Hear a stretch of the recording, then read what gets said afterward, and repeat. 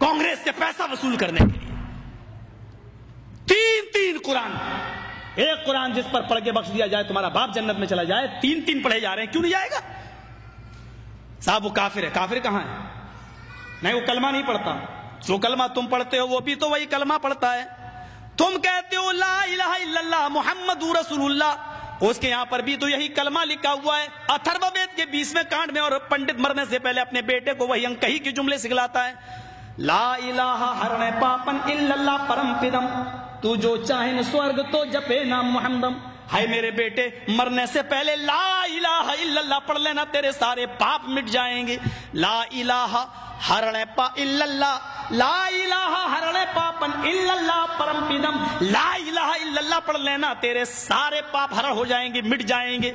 यही तो अल्लाह के नबी ने कहा था, इन्नल इस्लाम यहदिमु मा कान क़ब्ला, इस्लाम ले आओ। इस्लाम कब लाया जाता है? जब कलमा पढ़ा जाता है। मा कान क़ब्ला, जितने भी गुनाह तुमने किए हैं सारे के सारे गुनाह माफ हो जाएंगे। जो कलमा तुम पढ़ते हो वही तो वो भी पढ़ते हैं। फर्क इतना है।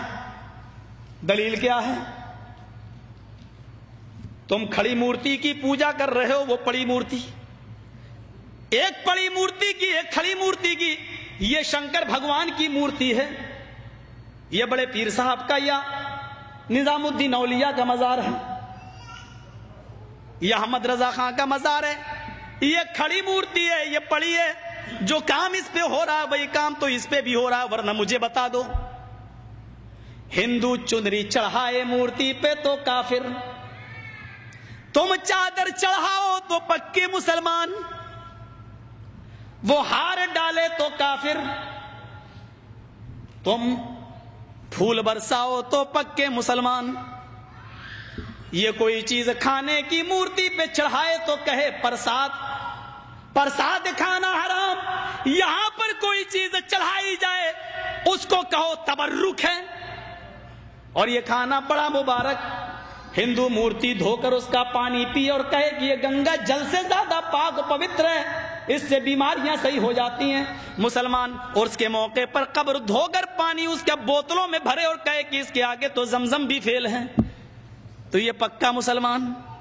जो काम इस पे हो रहा है वही काम तो इस पे हो रहा है। और आज मैं फतवा देने का आदमी नहीं हूं, लेकिन आज जज्बात में हूं, मैं ये फतवा दे के चला जाता हूं। मेरे प्यारे साथियों, अल्लाह की कसम, अगर भारत के और पाकिस्तान के, हिंदुस्तान और पाकिस्तान के, हिंदुस्तान का ये 20 करोड़ मुसलमान और पाकिस्तान का वो 15 करोड़ 10 करोड़ मुसलमान, अगर ये चादर चढ़ाने के बाद, चुनरी चढ़ाने के बाद, तबर्रुक खाने के बाद अगर ये जन्नत के अंदर चला गया, तो काबे के रब की कसम खा के कहता हूं कि भारत का 60 करोड़ हिंदू भी एक एक करके जन्नत में चला जाएगा। और अगर भारत का हिंदू जन्नती नहीं है तो इतना याद रखना कि फिर तुम अपने मुसलमान होने का सर्टिफिकेट पेश करो। तुम वो जहन्नम में क्यों जाएगा? अगर वो इन कामों की वजह से जहन्नम में जा रहा है तो तुम ये काम क्यों कर रहे हो? तुम्हारे अंदर ये काम क्यों पाए जा रहे हैं? तुम भी तो वही काम कर रहे हो। अरे उसने तो फिर भी मूर्ति लगा रखी है, तुमने तो पता नहीं किसको गाड़ दिया और नाम ही उसके बदल दिए।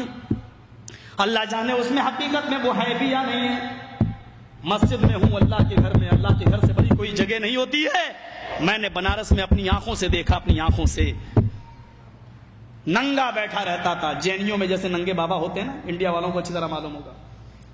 वो घूमते हैं आगे और पीछे पीछे औरतें चलती हैं, उनके दूध से नहलाया जाता है। जो गर्भवती औरतें होती हैं वो दूध जब बहते हुए उस बाबा की शर्मगाह के पास से आता है तो उसको भर लेती हैं और गर्भवती औरतों को पिलाया जाता है ताकि बच्चा नेक पैदा हो। मैंने नवाए इस्लाम में एक मौजू लिखा था कि इससे बच्चा नेक पैदा होगा या बेशरम, ये तो खुद ही पता चलेगा। केस चल गया था मेरे ऊपर। गौर करें आप,